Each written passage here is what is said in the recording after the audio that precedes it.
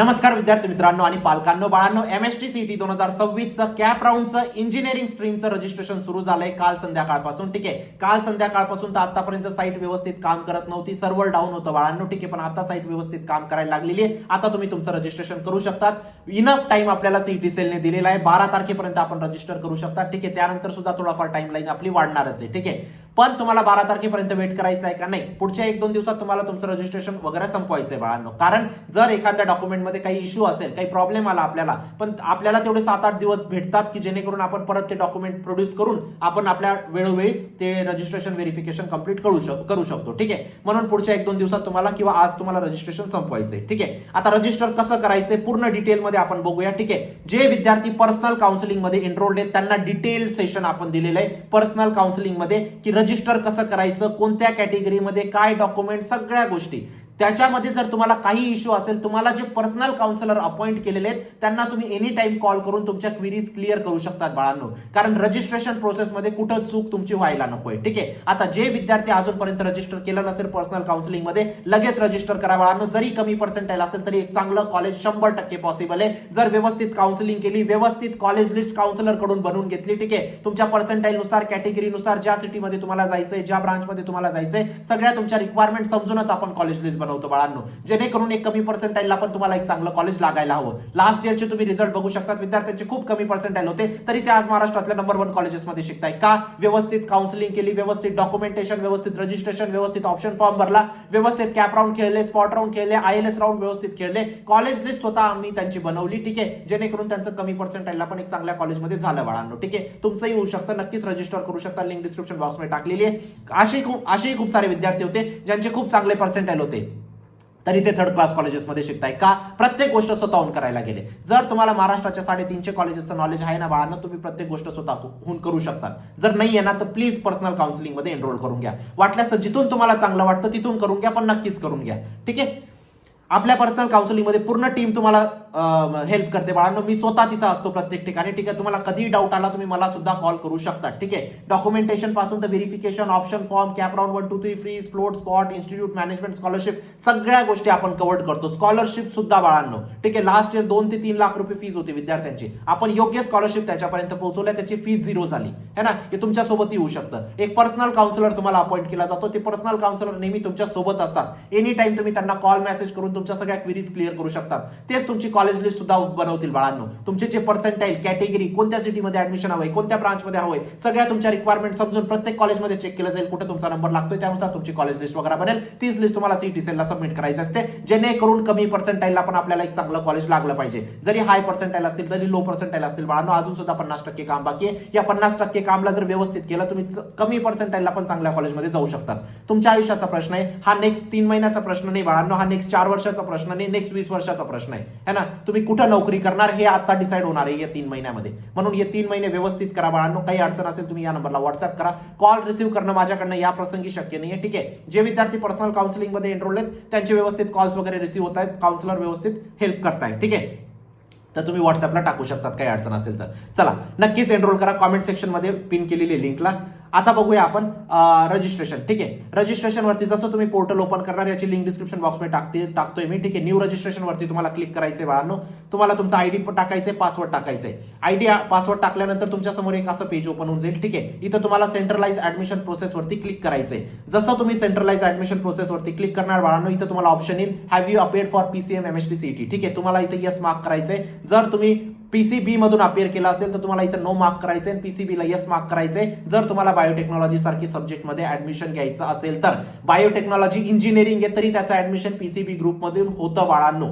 ठीक आहे, तर तुम्हाला इथं नो मार्क करायचंय आणि पीसीबी ग्रुपला यस मार्क करायचंय. ज्या विद्यार्थ्यांनी सीईटी नसेल दिली, फक्त जेई दिली असेल, त्यांनी सुद्धा इथं नो मार्क करायचंय आणि जेईच्या टॅबला यस मार्क करायचंय. जसं तुम्ही यस मार्क करा, आता 90% विद्यार्थी आपले तेच असतील की ज्यांनी सीईटी दिली असेल. ज्यांनी सीईटी दिली त्यांनी यस मार्क करा. तुमचं सीईटीचा application number, roll number, date of birth टाका बाळांनो. चेक, तुम्हाला रिझल्ट चेक करायचा आहे. ठीक आहे, ऑटोमॅटिक तुमचा रिझल्ट फेच होऊन जाईल. ठीक आहे, त्यानंतर तुमचं candidate name, father's name, mother's name, date of birth वगैरे तुमच्या सगळ्या गोष्टी इथे येऊन लागतील. त्या ऑटोमॅटिक फेच होऊन जातील. त्यांना तुम्ही एडिट करू शकतात. एडिट करताना नेहमी लक्षात ठेवा एचएससीच्या मार्कशीट नुसारच ते तुमचे नाव वगैरे सगळ्या गोष्टी असले पाहिजे. सगळे डिटेल्स तुमच्या एचएससीच्या मार्कशीट नुसारच असले गरजेचं आहे. त्यानंतर तुम्हाला इथं जेंडर वगैरे टाकायचंय. ठीक आहे, रिलिजन टाकायचंय. रिलिजन हिंदू मुस्लिम अशा पद्धतीने तुम्हाला रिलिजन टाकायचंय. ही चूक नका करू की जर तुम्ही तुमची मायनॉरिटी आहे, ठीक आहे, तुम्ही इथं वेगळा टाकताय नंतर फॉर्म मध्ये वेगळा टाकताय, ती चूक नका करू. जो रिलिजन तुमचा असेल त्यालाच तुम्हाला मेन्शन करायचं, जो तुमचा बर्थ सर्टिफिकेट वरती असेल. रिजन तुम्हाला टाकायचंय रुरल, अर्बन, सर्बन, इथं काही टाकलं तुम्हाला काही फरक पडत नाही बाळांनो. अॅन्युअल इन्कम तुम्हाला टाकायचंय जो इन्कम सर्टिफिकेट वरती मेन्शन येतो. त्यानंतर तुमची मदर टंग तुम्हाला टाकायची, नॅशनॅलिटी तुम्हाला टाकायची बाळांनो. मदर टंग काही असू शकते, नॉट नेसेसरी मराठी, ठीक आहे, गुजराती, तमिळ वगैरे काही असू शकते जर तुम्ही लिंग्विस्टिक मायनॉरिटीमध्ये येतात तर. ऍड्रेस वगैरे तुम्हाला टाकायचा आहे बाळांनो. इथं डिटेल ऍड्रेस तुम्हाला टाकायचा आहे. स्टेट सिलेक्ट करायचं आहे, डिस्ट्रिक्ट सिलेक्ट करायचं आहे, तालुका सिलेक्ट करायचं आहे, विलेज सिलेक्ट करायचं आहे, पिनकोड टाकायचा आहे, दॅट्स इट, ठीक आहे. बेसिक डिटेल्स आहेत या तुमच्या. आता इथं तुम्हाला तुमचा मोबाईल नंबर टाकायचा आहे, त्याच्यावर तुम्हाला या कॅप्चा तिथं टाकायचा आहे. सेव्ह अँड प्रोसीड केल्यानंतर त्याच्यावर तुम्हाला ओटीपी येईल, तो ओटीपी तुम्हाला टाकायचा आहे. ओटीपी टाकल्यानंतर जो ऍप्लिकेशन आयडी जनरेट होईल बाळांनो, तो तुमचा फायनल ऍप्लिकेशन आयडी असेल, त्याच्यामध्ये काही चेंजेस होणार नाही, म्हणून त्याला व्यवस्थित तुम्हाला सांभाळून ठेवायचे. आता इथं फिजिकल स्क्रुटिनी आणि स्क्रुटिनीचे 2 ऑप्शन येत आहेत, ठीक आहे. इथं तुम्हाला नेहमी एक गोष्ट लक्षात ठेवायची, नेहमी तुम्हाला फिजिकल स्क्रुटिनी चूज करायचे, जेणेकरून एका दिवसात तुमचं व्हेरिफिकेशन वगैरे होऊन जाईल बाळांनो. ई स्क्रुटिनीमध्ये तुम्हाला खूप त्रास होणार आहे, या गोष्टीची मी तुम्हाला आधीच कल्पना देऊन देतोय, ठीक आहे. सीईटी सेलवाले लवकर व्हेरीफाय करत नाही पहिली गोष्ट तर, आणि व्हेरीफाय केलं त्याच्यामध्ये चुका काढतात आणि ते चुका आपल्याला दुरुस्त करण्यासाठी योग्य टाइम भेटत नाही. फिजिकल मध्ये असं आहे ना की समजा उद्या गेले तुम्ही 13 तारखेला व्हेरिफिकेशनला गेले, 13 तारखेपर्यंत नेक्स्ट 3 तारखेला व्हेरिफिकेशनला गेले, 3 तारीख तर नेक्स्ट 13 पर्यंत तुमच्या संधी आहे. जर काही डॉक्युमेंटमध्ये प्रॉब्लेम असेल ते 10 दिवसात आपण रेक्टिफाय करू शकतो, काही ना काही क्लिअर करू शकतो, काही ना काही ऑफिसरला जाऊन आपण भेटू शकतो, है की नाही. चला, हे झालं तुमचं व्हेरिफिकेशन चूज करायचं. जसं तुम्ही ऑफलाईन चूज करणार बाळांनो, फिजिकल चूज करणार, तिथं तुम्हाला तुमचा तालुका, स्क्रुटिनी सेंटर आणि तुम्हाला स्लॉट बुक करायचा आहे की या वेळेस तुम्हाला जायचंय, ते अवेलेबल स्लॉट्स तुम्हाला तिथं दिसतील. सोपी स्टेप आहे, ठीक आहे. त्यानंतर तुम्हाला कॅन्डिडेट टाईप सिलेक्ट करायचा. आता कॅन्डिडेट टाईप मी एकदम फास्ट तुम्हाला एक्सप्लेन करतोय, लक्ष द्या मी काय सांगतोय. टाईप ए कोणते असतात, टाईप ए कोणते असतात, ज्यांच्याकडे 10वी आणि 12वी त्यांनी महाराष्ट्रातून केली गेली पाहिजे, प्लस त्यांच्याकडे डोमिसाईल किंवा बर्थ सर्टिफिकेट किंवा एलसी पाहिजे, ठीक आहे. या तिघांना ऑप्शन आहे, पण 10वी आणि 12वी त्यांची महाराष्ट्रातूनच झाली पाहिजे, प्लस त्यांच्याकडे या तिघांपैकी एक कोणतं ना कोणतं डॉक्युमेंट पाहिजे. हे पण पाहिजे आणि हे पण पाहिजे, पण या तिघांपैकी एक कोणतं तरी पाहिजे. गोष्ट समजते. तर हे असतात टाईप ए. टाईप बी मध्ये कोणते असतात, ज्यांच्याकडे स्टुडंटचं डोमिसाईल असतं किंवा मदर किंवा फादर पैकी कोणाचं तरी डोमिसाईल असतं, किंवा है ना ये किंवा ये, है ना. 10वी 12वी कुठूनही झालेली असते, डझंट मॅटर. 10वी 12वी कुठूनही झालेली असेल, डझंट मॅटर. फक्त तुमच्याकडे तुमचं डोमिसाईल पाहिजे, किंवा तुमचं नसेल तर तुमच्या आई वडिलांचं पाहिजे, तर तुम्ही टाईप बी मध्ये येणार बाळांनो, है ना. टाईप सी मध्ये कोणते येतात, टाईप सी मध्ये जे विद्यार्थी येतात ज्यांचे पॅरेंट्स सेंट्रल गव्हर्नमेंटचे एम्प्लॉईज आहेत पण महाराष्ट्र स्टेटमध्ये काम करताय. आणि टाईप डी मध्ये कोणते येतात, ज्यांचे पॅरेंट्स आउटसाइड महाराष्ट्राचे आहेत पण ते महाराष्ट्रामध्ये काम करताय, महाराष्ट्र शासनाच्या अंडरमध्ये, राज्य सरकारमध्ये काम करताय, ते तुमचे टाईप डी मध्ये येतात बाळांनो. आणि टाईप ई मध्ये कोणते येतात, जे तुमचे महाराष्ट्र कर्नाटका बॉर्डरवरती जे स्टुडंट राहतात ते तुमचे टाईप ई मध्ये येतात. आणि अजून एक कॅटेगरी ओएमएस, ठीक आहे, आउटसाइड महाराष्ट्र स्टुडंट, त्यांनी ओएमएस सुद्धा मार्क केलं गेलं पाहिजे, ठीक आहे. तर इथं तुम्हाला candidate type A B C D select करायचं आहे बाळांनो. शॉर्टकट आहे, एकदम फास्ट होऊन जाईल, ठीक आहे. काहीच इथं टेन्शन घ्यायची गरज नाही. आता तुम्ही जो कॅन्डिडेट टाईप सिलेक्ट केला त्याच्यासाठी तुमच्यासाठी कोणतं डॉक्युमेंट आहे तुमच्याकडे. जर टाईप ए सिलेक्ट केलाय तर तुमच्याकडे डोमिसाईल किंवा बर्थ सर्टिफिकेट किंवा लिव्हिंग सर्टिफिकेट असणं गरजेचं आहे. तर तिघांपैकी कोणतं ना कोणतं तुम्हाला सिलेक्ट करायचं बाळांनो, जे पण तुमच्याकडे असेल. त्यानंतर 10वीचं तालुका डिस्ट्रिक्ट कोणतं होतं, 10वी कोणत्या डिस्ट्रिक्ट मधून पास केली आहे, 12वी कोणत्या डिस्ट्रिक्ट मधून पास केली आहे, 12वी कोणत्या तालुक्यामधून पास केलेली आहे, ते तुम्हाला इथं टाकायचं आहे बाळांनो, ठीक आहे. त्यानंतर इथं तुम्हाला ऑटोमॅटिक तुमची युनिव्हर्सिटी सिलेक्ट होऊन जाईल. आता ज्या विद्यार्थी टाईप बी मध्ये असतील त्यांची युनिव्हर्सिटी त्यांची डोमिसाईल नुसार सिलेक्ट होईल, ठीक आहे. अदरची जे टाईप ए मध्ये आहेत त्यांची युनिव्हर्सिटी 10वी 12वीच्या बोर्डानुसार सिलेक्ट होईल. जे विद्यार्थी टाईप ए सोडून आहेत बाळांनो त्यांची युनिव्हर्सिटी डोमिसाईल नुसार होईल किंवा त्यांची जी पोस्टिंग वगैरे असेल त्याच्यानुसार होईल, ठीक आहे. इथं कॅटेगरी तुमची सिलेक्ट करायची. आता कॅटेगरी जेव्हा ओपन सिलेक्ट करेल तेव्हाच तुम्हाला इथं ईडब्ल्यूचा ऑप्शन येईल, ठीक आहे. जेव्हा तुम्ही कॅटेगरी सिलेक्ट करणार कोणती तर तुम्हाला ईडब्ल्यूचा ऑप्शन येणार नाही, ठीक आहे. ओपन सिलेक्ट केला तुमचं अॅन्युअल इन्कम जे तुमचं इन्कम सर्टिफिकेट मध्ये ते इथं रिफ्लेक्ट होईल बाळांनो. आता ईडब्ल्यूएस पण तुमच्याकडे असेल नसेल, अप्लाय केलं असेल ते पण तुम्हाला इथं ऑप्शन आहे, अवेलेबल आहे, किंवा अप्लाय केलेले पण भेटलेले नाही ते पण तुम्ही रिसिप्टने दाखवू शकतात, किंवा नॉट अप्लायच केलेलं नाही, ठीक आहे. सेम एसीबीसी ओबीसीचं जे पण तुमचं सर्टिफिकेट नॉन क्रिमिलियर व्हॅलिडिटी वगैरे आलेलं नसेल बाळांनो तर तुम्हाला काय करायचं. आता समजा आपण ओपनचं झालं, एसीबीसीचं आता समजा सिलेक्ट केलं आपण कॅटेगरीमध्ये, एसीबीसीचं सिलेक्ट केल्यानंतर तुम्हाला इथं caste certificate, caste validity, non creamy layer तिघं डॉक्युमेंट टाकायचे, ठीक आहे. तिघं डॉक्युमेंट टाकताना इथं तुम्हाला ऑप्शन्स येतील. तुमच्याकडे अवेलेबल आहे का, अप्लाय केलंय पण अवेलेबल नाहीये का, अप्लायच नाही केलेलं आहे, तिघांपैकी काही ना काही चूज करू शकता. ज्यांच्याकडे व्हॅलिडिटी आहे त्यांनी काय चूज करायचंय, अप्लाइड बट नॉट रिसिव्ड. ज्यांच्याकडे आहे त्यांनी अवेलेबल लिहायचंय. ठीक आहे, तिघांना तुम्हाला ते ऑप्शन्स येतील. आता जे विद्यार्थी अप्लाइड बट नॉट रिसिव्ड येईल बाळांनो, त्यांना जो रिसिप्ट आहे, रिसिप्टचा तिथं नंबर टाकावा लागेल है ना, रिसिप्ट डेट टाकावी लागेल तुम्हाला. ती डेट करेक्ट असली पाहिजे, तो रिसिप्ट चा नंबर सेम असला पाहिजे. ठीक आहे, जो तुमचा रिसिप्ट वरती आहे हे तुम्हाला तिथं टाकायचंय. ठीक आहे, कास्ट सर्टिफिकेट वगैरे टाकलं गेलं, कास्ट डॉक्युमेंट टाकले गेले आपले. ठीक आहे, म्हणजे मार्क केले गेले, अजून अपलोड नाही केले आपण है ना.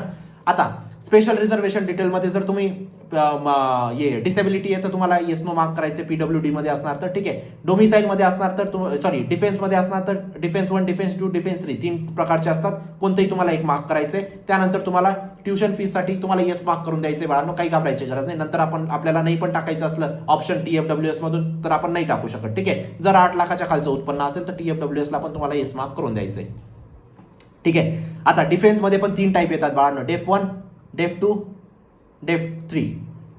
डेफ 1 वाल्यांना प्रोफॉर्मा सी लागतो है ना, डेफ 2 वाल्यांना, डेफ 3 वाल्यांना पण प्रोफॉर्मा सी लागतो, पण त्यांना प्रोफॉर्मा ई आणि डी आणि ई पण लागतो. ठीक आहे, ही गोष्ट तुम्हाला लक्षात ठेवायची. ठीक आहे, त्यानंतर मायनॉरिटी, जर तुमची लिंग्विस्टिक किंवा रिलिजियस मायनॉरिटी असेल तर तुम्ही इथं येस नो मार्क करू शकता. ठीक आहे, लिंग्विस्टिक असेल तर येस मार्क करा, रिलिजियस असेल तर येस मार्क करा. ठीक आहे, आता तुम्ही आधी मराठी सिलेक्ट करून ठेवली आणि इथं लिंग्विस्टिक मायनॉरिटी जर येस मार्क केलं तर इथं तुम्हाला येईल की तुम्ही इलिजिबल नाही आहेत. ठीक आहे, कारण मराठी थोडी मायनॉरिटीमध्ये येतं है ना, किंवा तुम्ही इथे हिंदू रिलिजन सिलेक्ट करून ठेवलाय आधी आणि आता तुम्ही म्हणताय की मी मायनॉरिटीमध्ये नाही चालणार. हिंदू रिलिजन मायनॉरिटीमध्ये थोडी येतो, मुस्लिम, ख्रिश्चन वगैरे हे मायनॉरिटीमध्ये येतात. ठीक आहे, तर या गोष्टीला तुम्हाला समजून घ्यायचंय.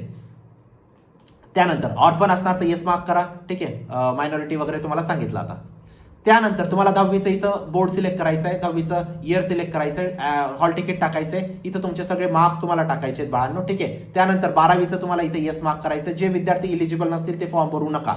ठीक आहे, आता 12वीचे तिथं तुम्ही डिटेल्स वगैरे टाकायचे, सगळे कुठून पास केलं, काय केलं, तुमचं बोर्ड वगैरे कोणता होता, त्या सगळ्या गोष्टी तुम्हाला सिलेक्ट करायच्या. ऑटोमॅटिक तुमचे इथं मार्क्स सिलेक्ट होऊन जातील बाळांनो. 12वीचे मार्क्स तुम्हाला भरायची गरज राहत नाही.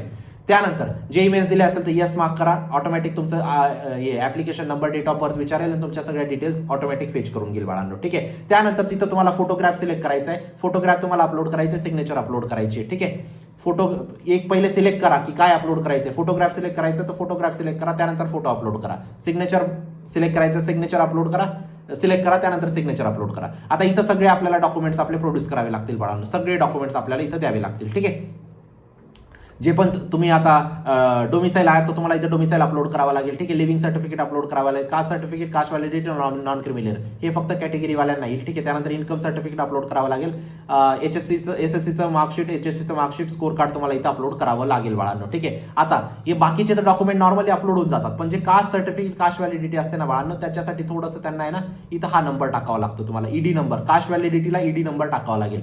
ठीक आहे, हा नंबर इथं टाकायचा बाळांनो, ऑटोमॅटिक तुमची व्हॅलिडिटी फेच होऊन जाईल आणि तुम्ही मॅन्युअली पण अपलोड करू शकता. Same for caste certificate. ठीक आहे, कास्ट सर्टिफिकेटला यावर्षी कोणताच नंबर नाही विचारायचे, डायरेक्ट तुम्ही कास्ट सर्टिफिकेट अपलोड करू शकता.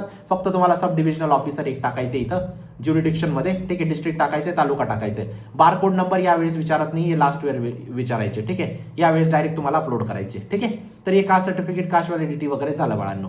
अशा पद्धतीने हे झाल्यानंतर तुम्हाला फीज वगैरे पे करायची. जर फीज तुमची आधी भरलेली नसेल, तुम्ही रजिस्ट्रेशनच्या टायमाला, प्रत्येक विद्यार्थ्याने रजिस्ट्रेशनच्या टायमाला भरलेली फीज, पण एखादा विद्यार्थी समजा ओबीसी मध्ये असेल आणि आता तो ओपन मध्ये कन्सिडर होतोय, ओबीसीच्या टायमाला त्याने 1000 रुपये फीज भरली होती. किती होती पण 1300 रुपये होती, मग त्याला आता ती 300 रुपये एक्स्ट्रा भरावी लागेल.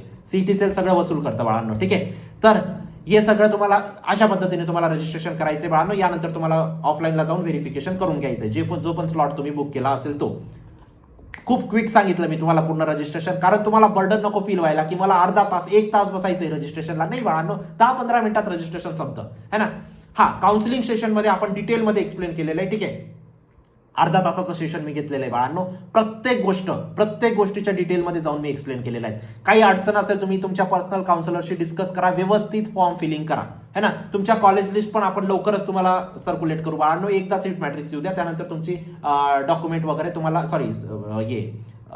कॉलेज लिस्ट वगैरे तुम्हाला सर्क्युलेट केली जाईल. जे विद्यार्थी आता एनरोल्ड नसतील त्यांनी लगेच एनरोल करा. ठीक आहे, आता हा चान्स परत येणार नाही बाळांनो. जरी हाय पर्सेंटाईल असतील, जरी लो असतील, जर तुम्ही व्यवस्थित कॉलेज लिस्ट बनवली, व्यवस्थित काउन्सिलिंग केली, तुम्ही बेस्ट कॉलेजमध्ये जाणार. या गोष्टीची मी तुम्हाला 100 आणि 101% गॅरंटी देतो. ठीक आहे, 18,000 पेक्षा जास्त विद्यार्थ्यांना आतापर्यंत पर्सनल काउन्सिलिंग प्रोव्हाइड केली बाळांनो. 8 वर्षापेक्षा जास्तचा एक्सपिरियन्स आहे. ठीक आहे, 1 लाख पेक्षा जास्त विद्यार्थ्यांना मेंटरशिप प्रोव्हाइड केलेली. ठीक आहे, नक्कीच एनरोल करा. पूर्ण टीम तुमच्या सोबत असते बाळांनो. कॅप राऊंड रिलेटेड सगळे अपडेट्स व्हॉट्सअप ग्रुपला शेअर होतील. चॅनलला सबस्क्राईब करा. भेटूया नंतरच्या व्हिडिओमध्ये. तोपर्यंत बाय, टेक केअर, थँक्यू.